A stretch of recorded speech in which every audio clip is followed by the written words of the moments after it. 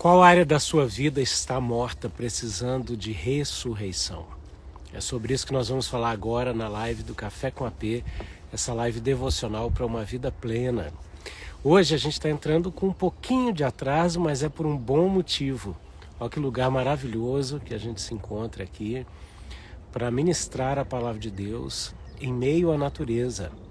Hoje eu e meu amigo Igor estamos viajando para Neuchâtel, uma cidade próxima aqui de Genebra, para pregar o evangelho ali junto com queridos e amados irmãos. E no meio do caminho a gente decidiu parar para fazer a live. Grande abraço para você que está chegando aí, Bitenca, abração. Você que está chegando, marca alguém.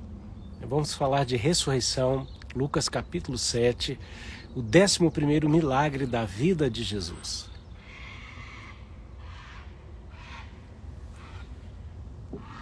Aleluia.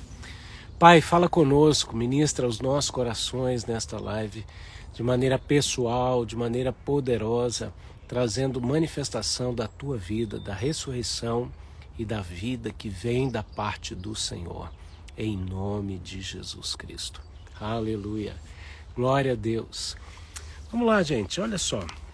Nós estamos nessa temporada chamada Jesus, onde estamos ministrando sobre a vida de Jesus em ordem cronológica dos fatos. E semana passada nós falamos sobre a cura do servo de um centurião que reconheceu a autoridade de Jesus.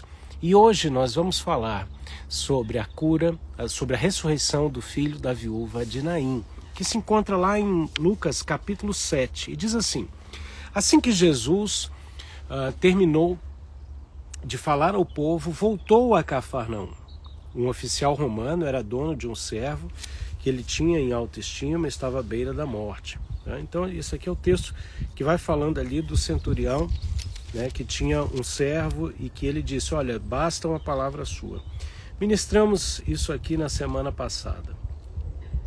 A partir do verso de número 11, diz assim: no dia seguinte, Jesus, acompanhado pelos discípulos e por uma grande multidão, foi à cidade chamada Naim.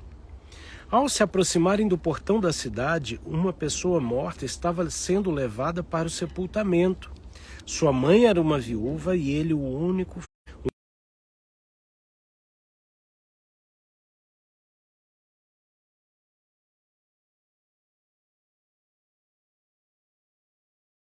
Os carregadores pararam. E ele disse: jovem, eu lhe digo, levante-se.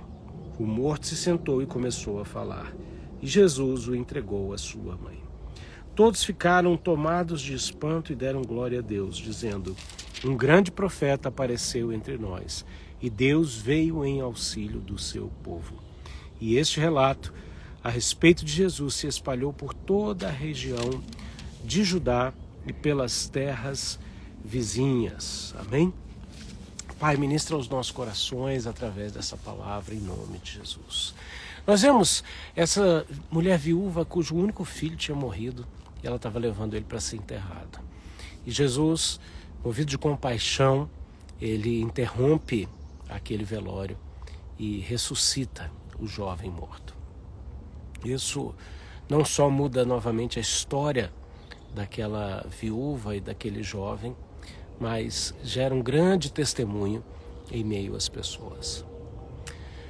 Esse testemunho é um testemunho real, é um fato, E Jesus é o mesmo ontem, hoje e eternamente. Mas eu quero reportar isso para as áreas da nossa vida que precisam de ressurreição. Quantos sonhos morrem jovens e nos deixam sem direção? Quantos sonhos da tua vida morreram jovens antes de se cumprirem, antes de realizarem? E aí você fica como essa mulher viúva, pensando o que vai ser agora. Esse jovem representava o sustento, o cuidado. Quantas vezes nós depositamos nas promessas e nos sonhos de Deus para a nossa vida a solução, a resposta que a gente precisa. E de repente tudo isso morre. Quando isso acontece por um primeiro motivo: para que a gente lembre que a gente depende do Deus da promessa e não da promessa de Deus. Deus é infalível, tudo que Ele fala, Ele cumpre, mas Ele é maior do que as suas promessas. Quais promessas na sua vida você olha hoje e pode dizer assim, uau, não tem mais jeito, não tem mais saída. Mas você continua tendo o Deus da promessa. A presença desse Deus na sua vida te garante a sua própria vida. Ele pode ressuscitar sonhos. Ele pode ressuscitar qualquer situação. E se Ele também decidir não fazer, Ele continua sendo Deus. Ele continua estando na sua vida. Sempre que eu me deparo com textos assim, eu me lembro de alguns textos e algumas passagens da minha vida. A primeira coisa que a gente vê é que o escritor aos Hebreus, no final do capítulo 5 e no começo do capítulo 6, ele fala sobre os princípios elementares dos fundamentos da fé, ou dos oráculos de Deus. E esses princípios são pilares da nossa vida espiritual e da nossa vida com Deus. Ele fala a respeito da fé em Deus, como diz as Escrituras. Ele fala da ressurreição de mortos, da doutrina de batismos, do juízo. E esses são pilares. Quando eu paro para pensar nesses pilares, a gente vê que a ressurreição de mortos é um desses pilares. Eu me lembro de ouvir um testemunho de um pastor que dizia que todo cristão deveria ter um histórico de ressurreição de mortos na sua vida, de orar por alguém que morreu e ressuscitou, porque, segundo o escritor aos Hebreus, isso é básico, isso é princípio. E nós erramos porque nós categorizamos os níveis de milagres. A gente acha que para Deus curar uma dor de cabeça é mais fácil do que ressuscitar um morto. E com isso a gente passa a acreditar que é mais fácil Deus fazer na vida da outra pessoa do que na minha vida, ou fazer determinadas coisas na minha vida e outras não, quando para Deus não tem diferença nenhuma. Não existe limite, não existe nada que Ele não possa fazer. O fato é outro, é você se deparar com a vontade de Deus e com o processo de Deus na sua vida. Com respeito à ressurreição de mortos, eu me lembro que no começo da minha vida ministerial, eu pensava que o dia que Deus me usasse para a ressurreição de mortos, eu seria um grande homem de Deus. E com pouco tempo eu descobri duas coisas. Eu descobri que ao orar por um homem morto e ele ter ressuscitado, não me tornou um líder renomado e reconhecido mundialmente. E segunda coisa, eu descobri que não existem grandes homens de Deus. Existem homens simples, humildes, falhos, limitados, de um grande Deus. Toda resposta de Deus nos dá um ensinamento. Eu me recordo que em 1998, por ali, eu estava já aqui na Suíça e orei durante 6 horas por um bebê de um casal. E esse bebê tinha nascido morto, e depois de mais ou menos 6 horas de oração, nada aconteceu. E foi muito duro entregar aquela criança para o casal, depois de alguns dias fazer o enterro daquela criança, depois continuar convivendo e vendo a tristeza daquele casal. Mas Deus me permitiu ver a perseverança e a fé daquele casal até hoje. 1 mês ou 2 meses depois, eu presenciei um acidente de carro numa autoestrada da Suíça e pude orar por um homem atropelado e morto. E com 20 e poucos minutos de oração, aquele homem ressuscitou diante de várias pessoas que estavam comigo. Quando eu entrei no carro, eu percebi algumas coisas. No segundo eu tive uma resposta positiva, né? O pessoal diz que está travando, a minha conexão aqui parece que voltou agora. E isso me trouxe ensinamento. Eu quero, com esse testemunho, te perguntar: qual resposta silenciosa ou negativa você recebeu de Deus? O que ela te ensinou? Não significa que Deus não tenha te respondido Significa que ele tem algo a te ensinar. E nesse ensinamento, você vai crescer, se fortalecer. A segunda coisa que eu tenho para te dizer, que não é porque Deus disse não para algo em algum momento, Ele não veio dizer sim para isso no momento futuro.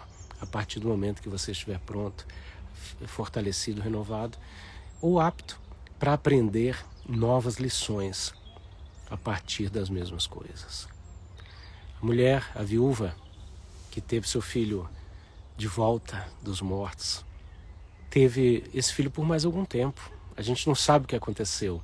Talvez esse filho tenha enterrado a sua mãe. O mais provável é isso. E eles tenham vivido o processo natural da vida, que é sempre os filhos enterrarem os pais. E talvez nesse processo eles tenham podido adorar e testemunhar da glória de Deus. O fato é que a esperança dela foi renovada. E hoje eu quero que a sua fé, a sua confiança em Deus, a sua esperança sejam renovadas em nome de Jesus. Pai, bendito e exaltado seja o teu nome. Obrigado por esse tempo. Ó Senhor, dá uma palavra, interrompe a morte e dá uma palavra de vida para ressuscitar sonhos, ressuscitar promessas, ressuscitar desejos do coração que estão de acordo com a tua vontade. É o que eu te peço, em nome de Jesus de Nazaré. Amém? Glória a Deus. Que Deus te abençoe poderosamente. Essa foi a live do Café com a P de hoje, essa live devocional para uma vida plena. Eu vou salvar essa live, você pode depois comentar, compartilhar, curtir. Amém?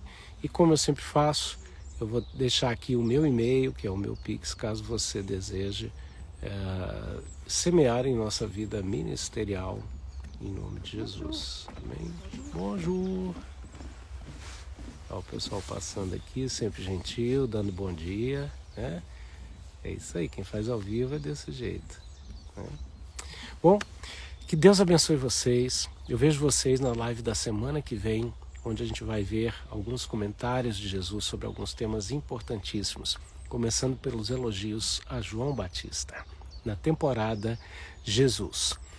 Se você ainda não me segue, então me siga aí nas redes sociais, clica no link da bio, ali tem algumas opções para vocês. Tem a opção de você entrar no nosso grupo do Telegram, que são ali cerca de 300 ou mais pessoas que têm contato direto com a gente, independente das redes sociais. Você também pode adquirir meus e-books, você pode participar de um webinário com 4 vídeos e você pode vir fazer um curso comigo. Tudo está ali no link da bio, clica, entra, navega e aproveita ao máximo. Amém? Um grande abraço. Jesus é a ressurreição e a vida. Fica na paz. Tchau, tchau.